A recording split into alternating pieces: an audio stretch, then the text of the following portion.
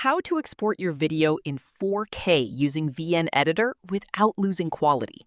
This tutorial will show you the best export settings. First, open your completed project in VN Editor. Once you're finished editing, tap the Export button in the top right corner.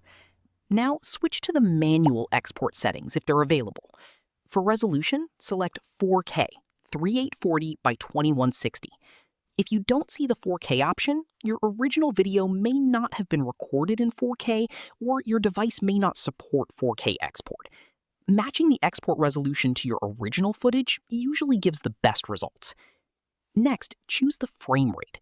It's recommended to use the same frame rate as your original video, such as 30 FPS or 60 FPS, to keep motion smooth. Then increase the bitrate to a high value for better image quality. A higher bitrate produces sharper videos, but also increases the file size. After checking your settings, tap Export and wait for the process to finish.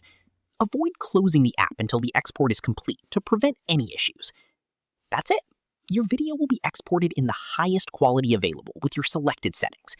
If this tutorial helped you export 4K videos in VN Editor, don't forget to like the video and subscribe for more quick editing tutorials.